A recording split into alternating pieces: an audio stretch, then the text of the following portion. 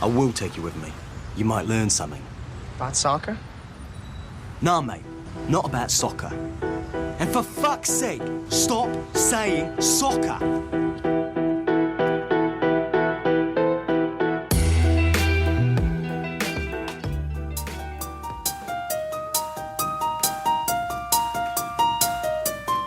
Football is a part of everything in my life.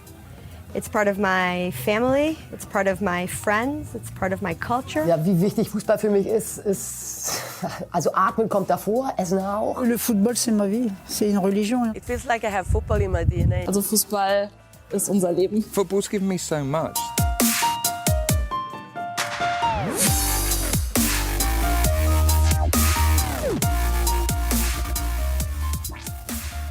Is soccer and football fan culture, particularly among active supporters, a male thing? Especially in Europe, where it's the sport of the masses, is it a last bastion of unchanging masculinity? Well, absolutely not, the assistant professor of football would say, based on personal experience. There have been women in stadiums since the game's beginnings, for both men and women. But the fact is, it's hardly women whose stories of "how did you come to soccer" get told. It's hardly them who get asked about their experiences traveling away, confrontations with the police, negotiations with their own clubs, clashes with other clubs. An extremely well done exhibit wants to set that record straight. The exhibit's title is Fan Tastic Females. You get the play on words. And its approach to the game, to fan culture, and its openness to North American perspectives makes it kind of a match made in heaven for this podcast. Football Supporters Europe is the NGO that put the exhibit together, interviewed dozens of female supporters around the world, added research, and then took the show on the road through Europe and even into the US. The exhibit lives online as well, and you should definitely visit it. More on how to do that in the episode. In the words of the organizers, the project, quote, wants to tell the stories of fantastic women about their love and passion for the game, about their way into the stands, their greatest, most impressive, funniest, but also the less pleasant moments in football, to illustrate the diversity and realities of female fan culture in European football and beyond from the perspectives of the protagonists themselves, end quote. And that is, of course, right up the alley of what I enjoy to do here. So I'm talking to one of the masterminds of the exhibit today, Antje Grabenhorst of Football Supporters Europe, and also of Werder Bremen's ultra fan group Infamous Youth, self-consciously politically progressive ultra group. You can see their banner behind the goal in Bremen on your Bundesliga broadcasts. And so we will go right there to those parts of the stands where supporters create their own choreography, their own drama, and meet the women behind the banners, flags, and flares. First Antje from Bremen, and then many characters from the exhibit that she helped curate from Tel Aviv, Israel, to Marseille, France, to Portland in the US. Toward the end of our conversation, we turned to the role of women in North American soccer as well, and we actually had quite a bit to talk about in our own theories about why some American supporter groups have a notably more progressive bent on gender equity than many European ones. Unfortunately, we couldn't quite check our opinions over against a North American counterpart, but I hope to do that too, soon. Finally, just allow me a quick encouragement to go to whatever podcast platform you're listening to on this. I'm sure they have some way, little stars or something else, or even comments to recommend or rate this podcast. And it really, really helps me a lot. There is no better way, almost no better way, no better currency to help people like you find the kinds of conversations we're having here. I said almost no better way because the one better way is to recommend the assistant professor of football to the people that you watch soccer with. Or to the people that you interact with on social media. Thank you so very much. And on to Bremen in Germany. Welcome, Antje, and thank you for being our visiting professor for today. Before we get into the work of Fan Tastic Females, the exhibit and the public history project behind that seeks to highlight gender dynamics and the role of women in active soccer supporters culture, could you describe to us what led you into that active supporters culture? What's your beginning as an ultra? And how do your game days look like today? How did you get into all this? Yes, hi, I'm Antje. I'm almost 34 years old, and thanks for the invitation. I try to keep it short and I'm a bit limited in English anyway, so I think that's no problem. I think I started my so-called fan career in kindergarten. I don't know the exact age, but I was always a kid, like a girl which wanted to be a boy. And I think also liking football or loving football was part of that. So I started to think football is interesting because the boys were football fans in kindergarten. And there were three choices, more or less, I think. It was Werder Bremen, the home club of my city where I come from or was born, Bremen. And the other guys were just Bayern Munich or Dortmund fans because Bayern Munich and Dortmund, like today, were very successful in the 90s or late 90s, mid 90s. And so I wanted to be like more an underdog fan. So I decided to be a Werder Bremen supporter. And it was like, yeah, I don't know if it makes sense to say I nerded myself into the topic, but I was kind of a Werder nerd. I wanted to learn what the numbers of the players are, the names, the team and stuff and so on. And then I think it just grew. And I think when I was 11, I started playing football in a team. It was a boys team because there was no women's or girls team at the moment. And so I played till I was 19, and I was always a supporter, but not very active. Sometimes I went to the Weserstadion, to the stadium in Bremen, but mostly I watched games on TV, and it was always like trouble for me to watch the Werder games and playing at the same time, kind of. So I, for example, missed the big last championship in 2004 because I was playing and was on the pitch basically. So then when I was 19, I decided to leave the active career and became kind of an ultra because it was a natural process. I was a political person. I met political people in Bremen from my ultras group, and I got involved. And since then, since almost 15 years, I'm part of the fan scene and also the group Infamous Youth from Bremen, which is more a left-wing ultras group. Yeah. Why ultras? I mean, you could have watched the game sitting down. Instead, you became part of the fans, often behind the goal, who Americans would see on TV, waving flags, engulfed in smoke. Why that choice for that kind of fan culture? I think I'm a person in general, everything or nothing. So when I do something, I do it like 100%. I'm really passionate about things. And I always thought when I was in the stadium and sitting, I wasn't attracted to this. I was attracted to the curve, to the where things were going on and where it was loud and where choreos had been made up and stuff. So that was more interesting for me. And I think it's also, I don't know, not every youth or person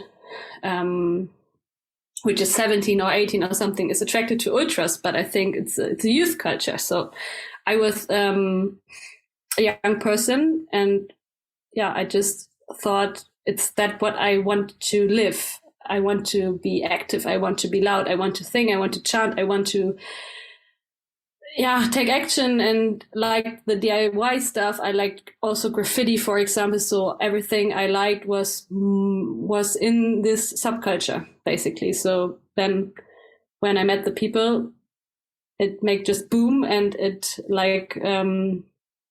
it worked. And I found my place. And especially it's nice that in Bremen you have this leftist fan culture. It's not every group is leftist, but I think there's a big tradition in the ultras context in Bremen that there are political groups. There were also Nazi trouble and clashes with Nazis, and kind of the leftists won this fight because they were really passionate about their values and stuff. And I'm still standing for that values. And think it's important that football is a political space because nothing is not political. That's my opinion. Is it then a cliche, or is it true that politically left-leaning supporters groups do make more space for women to participate, including at leadership levels? Is that true, or is that kind of a romantic cliche that left-leaning football supporters tell about themselves?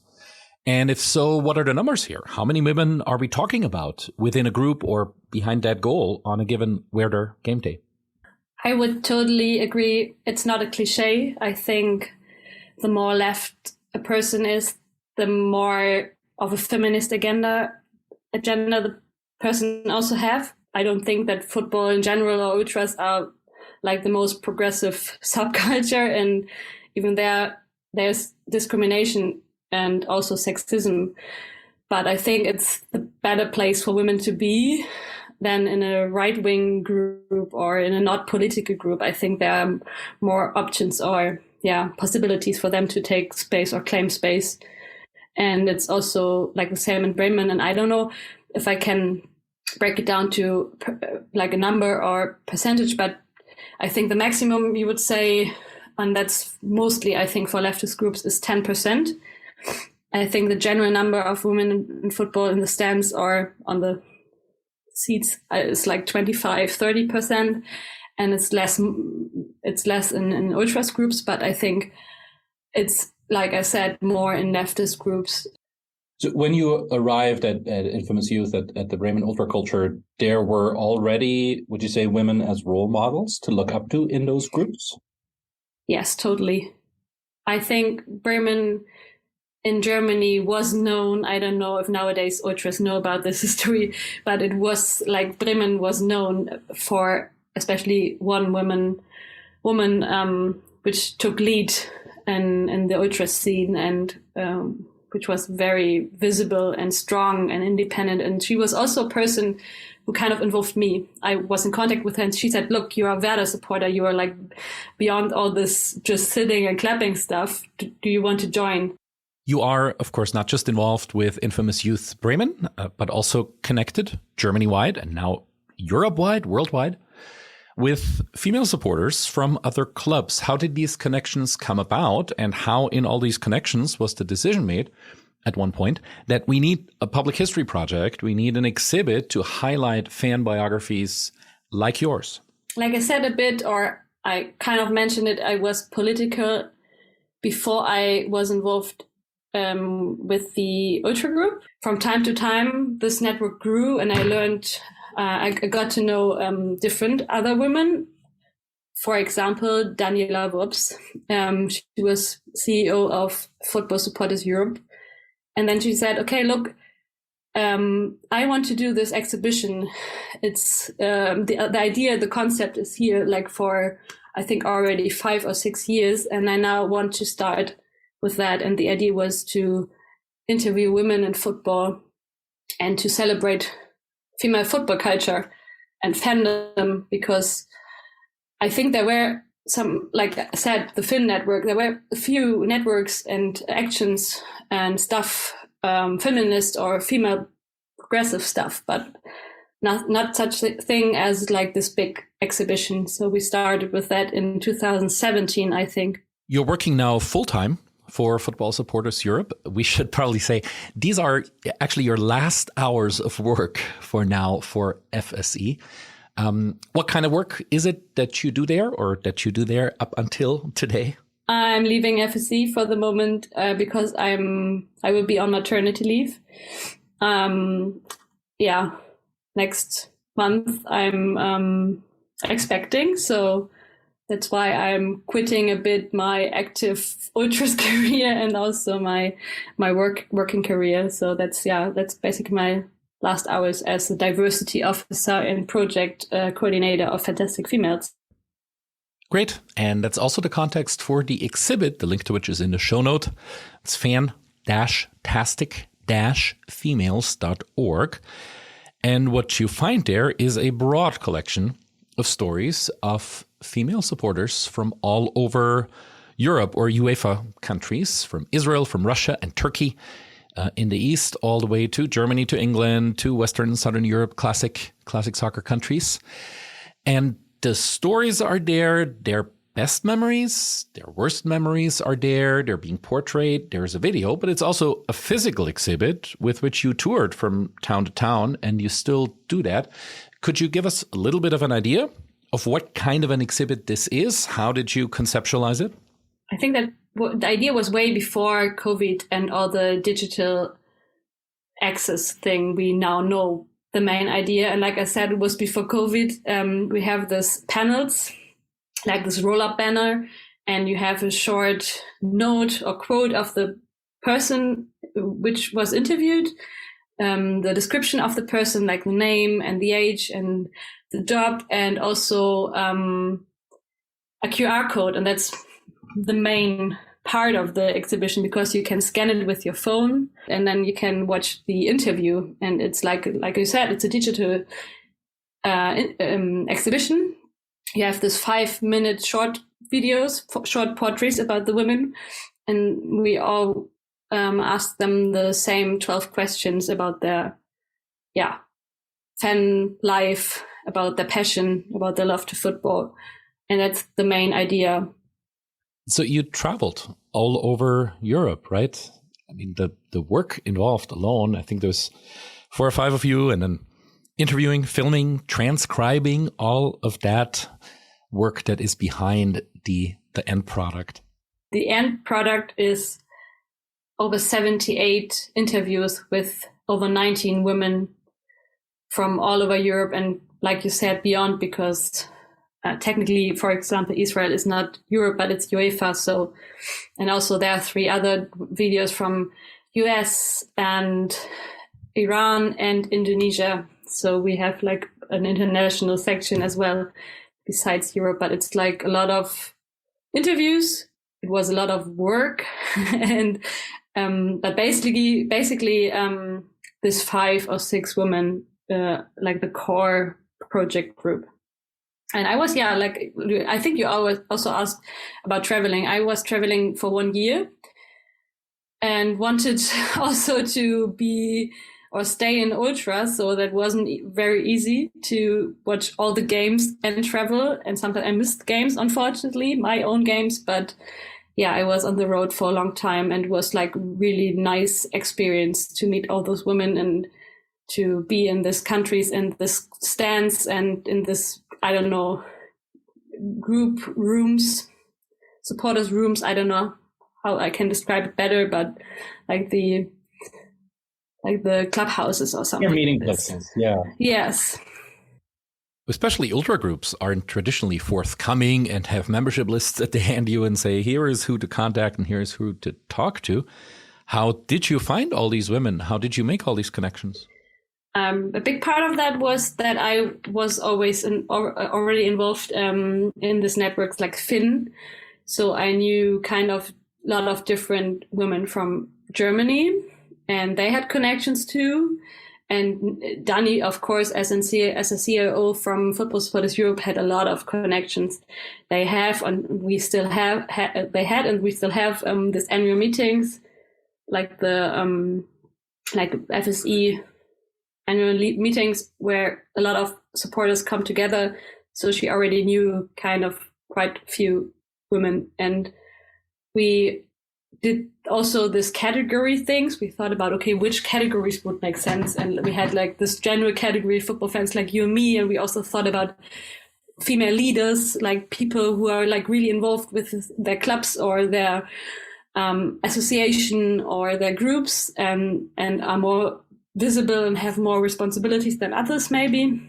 We have this icons section where like people like Maria, you mentioned her before, this 78 at that time year-old lady, which wasn't missing any games since the 50s kind of. He's an Arsenal fan, we should say, right? Sorry, again? Arsenal fan, Arsenal London. Arsenal fan, yes.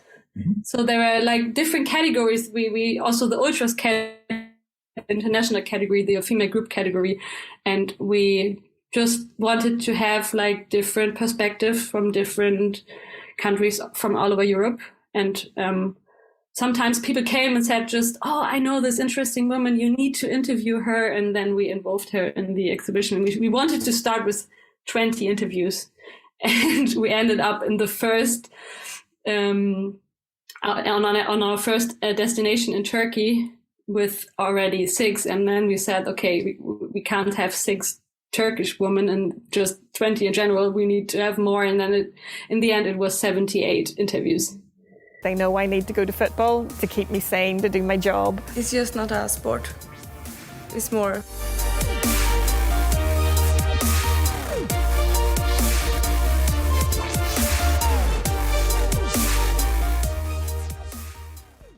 Since you mentioned Turkey already, maybe that country and your interviews there are a bit of an example for me to ask, how did your interviews maybe change, correct some cliches or some prejudices that you yourself might have had from a German perspective about what it would be like to be a female football fan in other countries?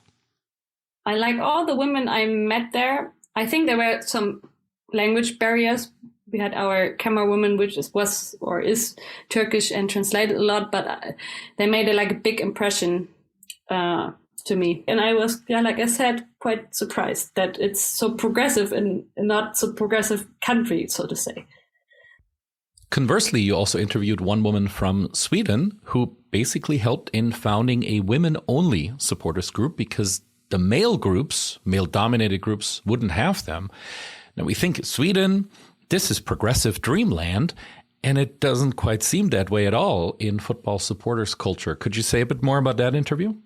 Yeah, in the first place, I thought, okay, wow, and a female ultras group, how cool. And they were also really self-confident. And then in the end, I found out they, like you said, they needed to found this group because they couldn't be part of the male-dominated ultras fan scenes. So I was quite surprised because I said, Sweden is such a progressive country with equality and stuff, especially gender equality.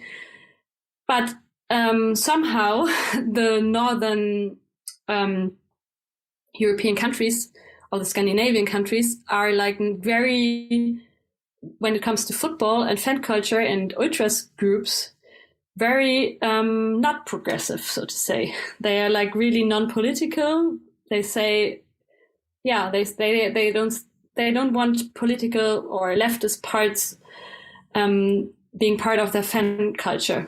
But that's what I learned. So it's really rare to have women in the ultras groups or even the fan scenes, and they need to found their own groups for that reason. So that's a bit sad, but at the same time, I saw this girls in groups, and I was also impressed because they were so strong and independent, had their own flags and chants and stuff. So it's both at the same time, so to say. Maybe it's especially in progressive countries that soccer supporters culture survives as a kind of a refuge for masculinity when the whole culture around it has changed. Maybe that's particularly the case there. That's an interesting idea that could be. I mean, I don't know why Germany is half progressive and half conservative when it comes to fan scenes, but it's a good idea why it's so in Northern Europe. I think everywhere or almost everywhere football is male dominated safe space, so to say, even if it's more progressive in society. But I think, it's can I say refugium? You know what I mean? Refuge, I think, is the word. Yeah, you already said that. I think it's you can conserve toxic masculinity in there, and it attracts people, especially men, to come there because of that. So I agree with this thesis. But then there's also explicitly progressive groups like yours in Bremen. Was it easier to access women in those groups? Yes, I think it was easier to access them. I think, I don't know, we don't want it to just have progressive or leftist people in our exhibition, but I think the more a person is conservative, the more they say, I don't want to be involved. Or I think it's also interesting that some people said, I don't want to be involved because I don't want to be presented as something special as a woman. And I also understand that kind of thinking or this idea. And I would like to not need to focus on female fan culture, but I think it's such conservative and not progressive that we need to focus on women to make visible that they are the same as men too. And yeah, like I said, I often met women, especially, for example, we wanted to have an ultra from Italy, because ultras are from Italy originally, and I think we didn't find any woman who wanted to speak to us because they said, no, we are part of the ultras culture and there is no problem, there is no discrimination and stuff. And maybe it's also the philosophy of ultras not talking to like people, media and stuff. So maybe that was also part, but I think the leftist women were more aware of why, or the progressive women were more aware of why we need this exhibition, and they agreed on being interviewed. Yeah, I have wondered if you got that kind of feedback, especially from ultra-oriented groups where the ethos is very much we're here for our city, for our colors, for our club collectively, and the point is exactly not to put the individual experience forward.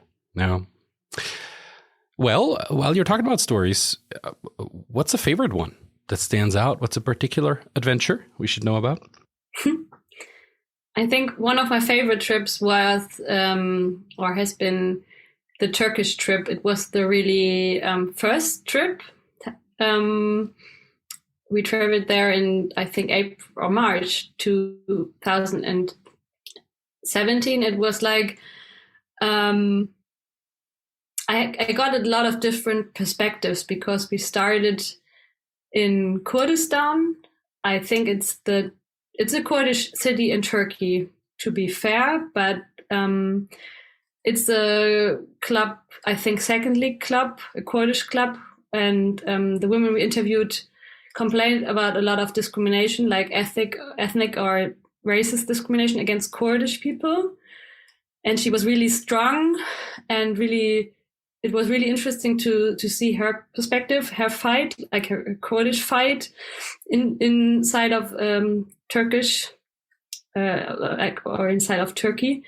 And it was really complicated to interview her because she had like a necklace with the Kurdistan shape or the country. It's not an official country, you maybe know, but some security guys wanted to keep her and not let her through us to get interviewed.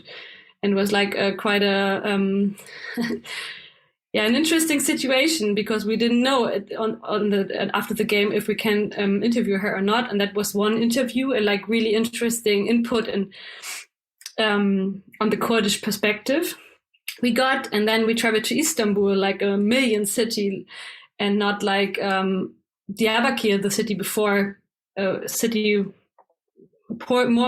poor city, but you saw the conflict between Turkish and Kurdish people there. And we came to Istanbul, like this big, beautiful, crazy rush hour city.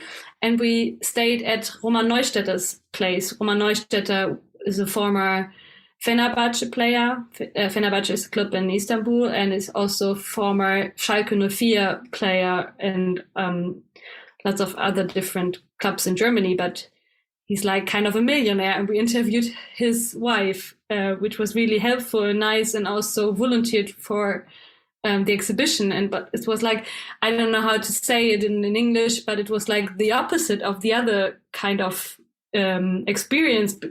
Like one day, this Kurdish perspective in a more or less poor city, and in the other day, like a millionaire's perspective kind of thing. I mean, she was really nice, the woman of Roman Neustadter, Mona, but that was kind of an interesting trip and experience I had. But there were like a lot of other different interviews and people I met and special moments. I can't choose one, but I think the very first was the most impressive trip for me. Yeah, quite the range of women's experiences. Probably worth mentioning too, the first city you mentioned, the Kurdish one, is Diyarbakir, which was in the news quite a bit for listeners because of the earthquake and its catastrophic consequences in Turkey and in Syria here. a couple of weeks ago. But yeah, I liked it about the exhibit that you don't pretend like there's one homogenous female perspective on supporting or on soccer, but that it runs the gamut of human experiences and is worth highlighting precisely because of that breadth and of that diversity as well. Yeah.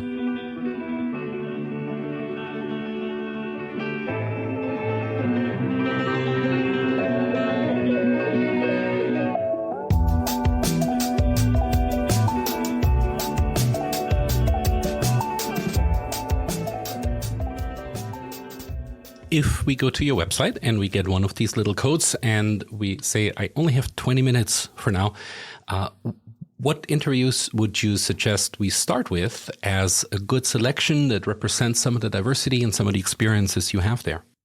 I think all of our, like from the project group spoken of, for them, the very best interview we would agree on, I think, as a project group is Maria from Arsenal. I already mentioned her, and for a reason.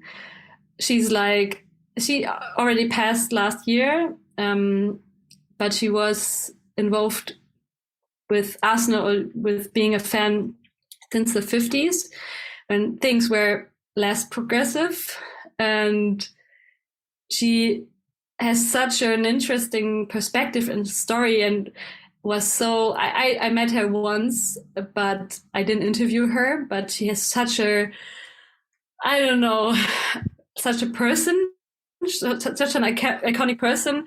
You need to watch her interview, because she's can tell you from the 70s or 60s, even when people or men were insulting her, why she's there and why she's not in the kitchen. And she was already like really self-confident and just was singing even louder and stuff. So watch Maria from Arsenal, I would say.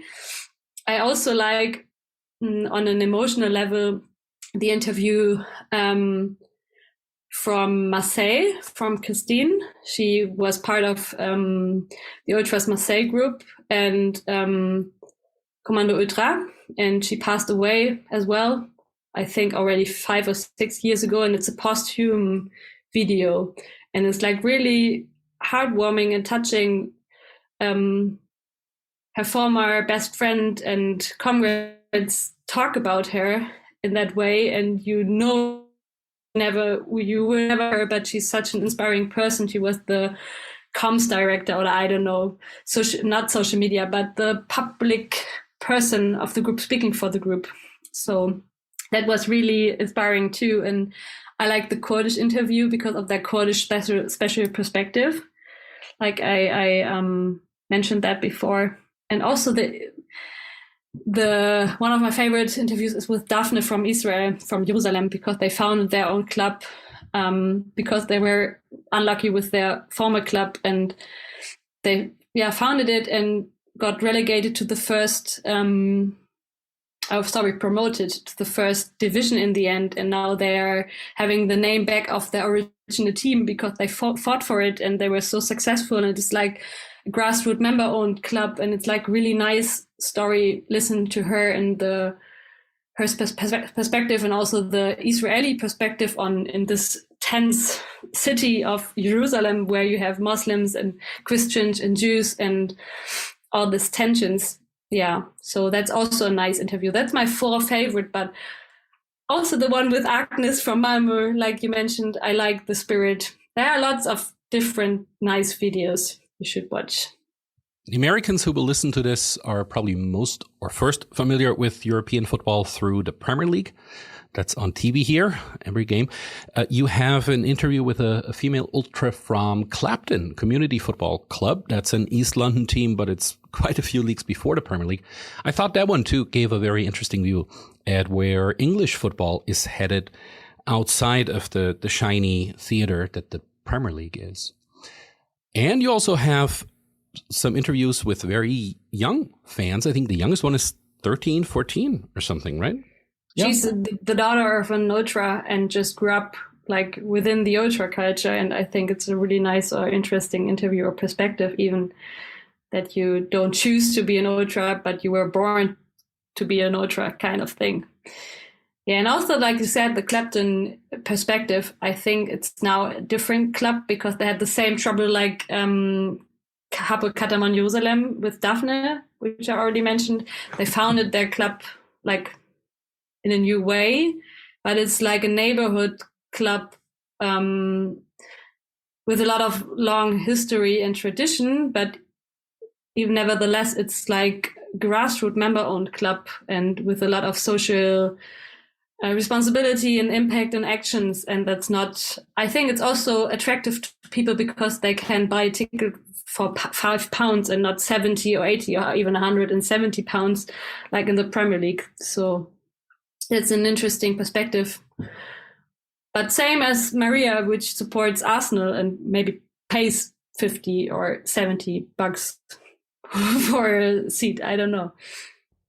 You also have on your website a bullshit bingo of what I assume are the most shittiest phrases that women still hear when they go to a soccer ground. What would some of those be? Yeah, we can try to tick the boxes if we heard that already, and most of the women heard all of that. It was kind of, can you explain the offside rule? Go get me a beer. Or are you just here for watching the players' asses? And where is your boyfriend, though? Like those kind of comments women got or get needed to be commented by the women themselves. And I think it's quite a nice thing at the same time to point out sexism and what sexism can be in football. But they have the lead here, so to say. They can answer them like this. They have insults the power. or this stupid question. Right, they have the power. Yeah. So, yeah. And they could like just answer. Oh, I don't know the offside rule. Can you explain it, please, to me? I'm a woman. Kind of those things. Or, oh, I'm here at a football game. Oh, I kind of missed that fact. Kind of things. So they or I don't know. It was sometimes serious answers and sometimes funny or stupid counter answers. So that's what we wanted to place here, and not to talk about negative stuff in the interviews if they don't want, but we wanted to have it like separately and wanted the exhibition to be a positive thing in the interview. That's why we decided to have this bullshit bingo. Yeah, I thought it was a very nice idea. The offside question is unbelievable. That's such a tired old cliche. Haha, you're a woman, you understand the offside rule. Plus the rule has gotten so complicated that you could certainly ask at least 50% of the stadium going men these days and they couldn't explain the rule to you either. Yeah. And they're also there for watching player asses, aren't they? I mean, they're there for men too. Yeah, right. Very good. Football is that kind of beautiful, funny glue that makes your whole life complete. Ein Leben ohne Fußball wäre wahrscheinlich auch okay, würde auch gehen, aber andererseits, was wäre das für ein Leben? When all your interviews came full circle, did these women ever meet each other? And if so, how did it go? They did, but not every woman, but a lot of them, like 70, I think, or 60, met when we opened the exhibition in 2018 in Hamburg in the FC St. Pauli Museum. We invited like all of them, but I think it was 60 women. And it was really, I think, one of the best moments I ever had, meeting all those women and having workshops with them, discussions, and I don't know if I can say that, I just translate from German to English, the sparkle in their eyes, the special view on their face or expression on their face when they watched their interviews for the first time. And they were also like understanding they are not, maybe they are the only woman in their group or in their club kind of, or which were involved with actions and being active, but they were all together. Yeah, I don't know how to say, but they I think they understood I'm not alone. That's what I wanted to say. in this very moment. Yeah, sounds beautiful. Sounds like a wonderful experience for you as well to have seen this whole thing come together as it did. That was at the St. Pauli Museum in Hamburg. What other venues approached you to say we want to host the exhibit? Was it more clubs? Was it social worker-led fan projects? Was it fan clubs and supporters groups? Where did the exhibit travel before the pandemic stopped you? I think it's almost 53 or 55 venues or location destinations we exhibited. And like you said, in the US as well, as part of the supporters umbrella organization. I forget always what the name is in English. Maybe you can help out. That would be the ISC in Chicago, at least, is what it is. But you may be thinking of another venue here. Independent Supporters Council. Yeah, that's the ISC. Mm-hmm. Yeah, that's what you already said. We exhibited in Portland in Oregon as part of the Independent Supporters Council annual conference, and that was the most far away destination for us. Yeah. But we also have this one woman from I think it's Portland Timbers Sunday. You also need to watch her video because it's like a forgotten perspective, like a female capo, a female megaphone woman. We don't have that in any other interview, and it's not very common that women are capos or even, megaphone women. So it's a really nice interview. Watch that. You don't have that in Europe, but if I may say that as a European living in the United States, there are pockets of fan cultures of MLS teams and some in the league below as well that are quite explicit on gender equality in the stands.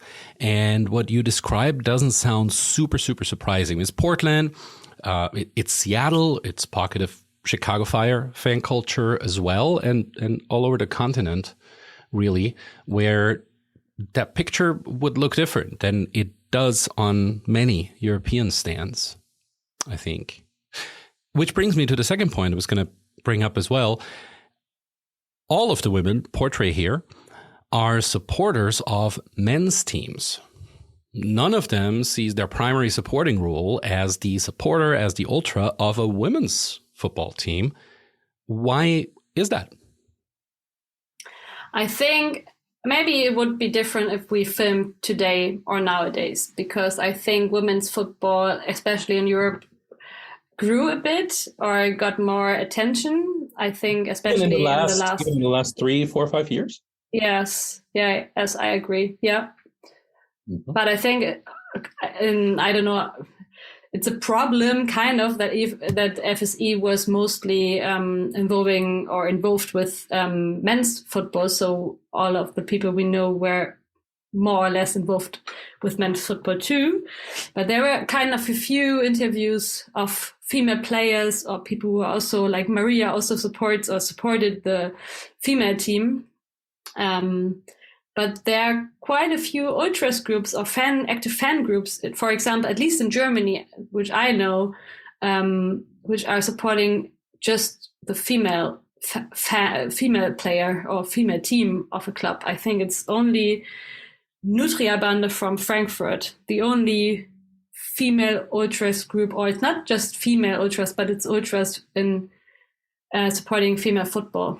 Yeah, that's not very common, and it was not very common in 2017 or 18 to support women's football. I think it changed a bit nowadays, but also we have a Swedish person which supports the national team, which is also a special perspective, and she also supports the Swedish female national team, for example, but maybe more nowadays than 5 or 6 years ago.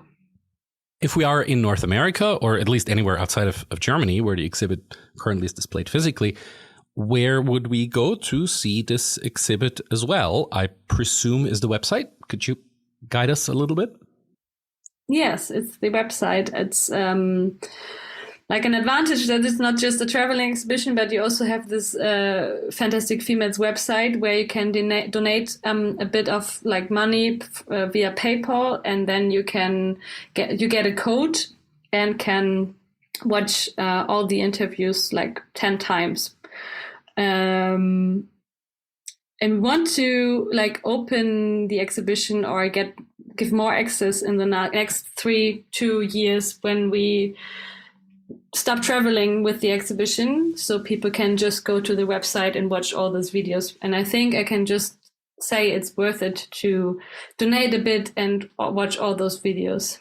Yeah, don't be afraid to promote the website. It's fantastic-females.org. And that's where you go, and you will have a very nicely curated web surfing experience there. The interviews are color-coded. They're coded according to country, according to the type of fan experience as well. And you can click through. You'll see the name of the supporter and of the club and a little basic information. And you can click on the video button and hear that supporter tell her story as well. By the way, her story, not history. It's also the name of a section you have there. Some ways to contact you, and it's well worth a visit. Over just a voluntary donation. Little donate button is there at the front as well. Highly recommended. And that's why I wanted to have you on. Anything we forgot? Anything I didn't ask you and you think we should still talk about? We touched a bit the topic why, for example, in the US, fan culture in football is more progressive than in Germany, and I think maybe that it's also because I'm not sure how old these clubs in the US are. I think maybe that's a point, because I think when the club in Germany, for example, was founded in 95, there's a lot of tradition, a lot of history of toxic masculinity, and it's till today. And also about that football is the main sport in Europe and in Germany. And everyone is watching that. And it's like we already mentioned, it attracts a lot of people which want to find this toxic masculinity in this field. And I think it's a bit different in the US because I don't know, like I said, I don't know how old the clubs are, but I for sure know that American football or even baseball or other sports is more toxic masculine, and you can find the gap or a safe space in football, I think, and it's a way to, I don't know how to say, but to make an experiment a bit. Yeah. Maybe you can jump in and translate what I mean. Well, I think there's a lot to what you said. Yeah, I would agree. It's just the fact that the market for sports that are being watched for entertainment in the US is significantly larger. Soccer is not number one. And so if the masses gravitate to American football, to basketball, to baseball, hockey, whatever there is, then it's easier for there to be less, masses in the soccer stadium, and it's therefore easier to, in the soccer stadium, carve out a bit of a niche culturally as well of a progressive fan culture. Whereas in Europe, the masses are going to end up in your soccer stadium on a Saturday, and you'll have the effects of that, and you'll have to work with that. There's many good things that exist about the room to experiment with fan culture and with progressive politics and fan culture in the US, I think. But the flip side is that there is also a bit of a risk that you can fall into kind of creating your own progressive white middle class bubbles, especially in some cities, in the stands and in fan culture, and become a little bit blinded to the draw that the game has, particularly on immigrant groups and on people who politically are not like you, but are also open to the fascination of the game as well. So there is that caveat that I always point out as well. It's also a point of the exhibition because we wanted to have diversity here, but like I said, we had a look who's in our network, who do we know, and it's not like I can't say it's a white exhibition, but it's mostly white, straight females and what you said, like middle class, or I don't know if I can say upper class, but more middle class. But we tried to have different perspectives, and we wanted to also to include, for example, gay perspectives or disabled perspectives, and make it as inclusive and diverse as we could.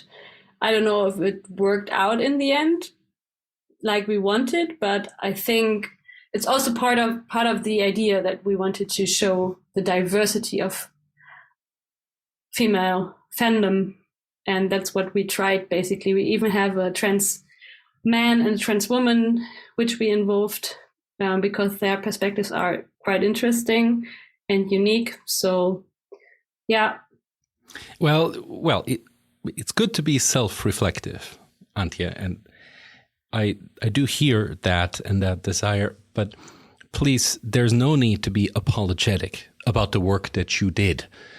You conducted pioneering work here in terms of the stories that you told, in terms of the actual impact that has on how being a soccer fan gets narrated and re-narrated, but also in terms of the sources you collected and these interviews and these life stories that I think will be there for decades to come, I hope. I hope there is I hope, just the last word, I hope there is a legacy at some point that it's openly accessible for everyone, that we have, for example, a book or even a film to publish all these amazing women or fantastic women. That would be my special wish, but yeah, we can say goodbye now. Thank you for the invitation and the time. Well, since you mention it, what's the long-term plan for all these sources?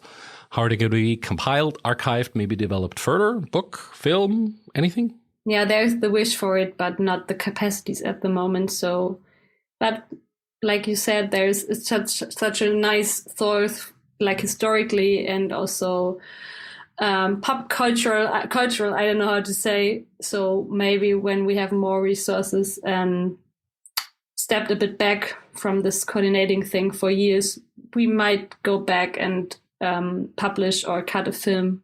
That would be wonderful. Yeah. But for now, it's the exhibit and it lives online as well, and you can access it. So we will throw the link in the show notes. Antje, thank you very much for your time. All the best for you personally, for the young family. All the best to Infamous Youth Bremen as well. We probably should say that there are friendly relationship between the Ultras of Werder Bremen and the Ultras of Sturm Graz, the club that I came of age with. So we're fairly okay with each other. All the best to Bremen then as well, and to the green-white side there. Thank you for your time, for all the work you put in the exhibit. And I look forward to hearing back from listeners what they think about what's online under Fan Tastic Females.org. Thank you, Antje. Thank you.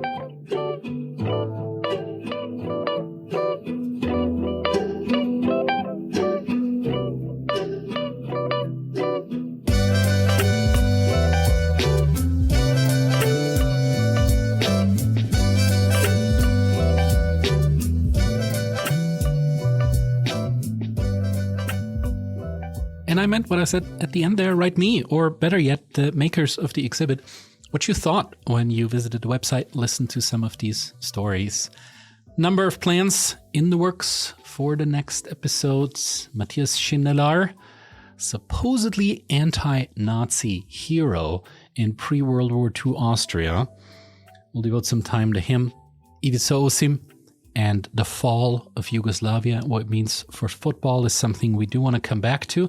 And then I would ask you that if you have favorite goal anthems or stadium anthems from European clubs that you visited or that you support, send them to me. Twitter works, Facebook works, on the website. There are links, and I would appreciate your feedback. At some point, I want to compile a music episode as well. Thank you so much for listening. Thank you for your stars, comments, ratings, whatever. Be well, and I look forward to being with you in 2 weeks again.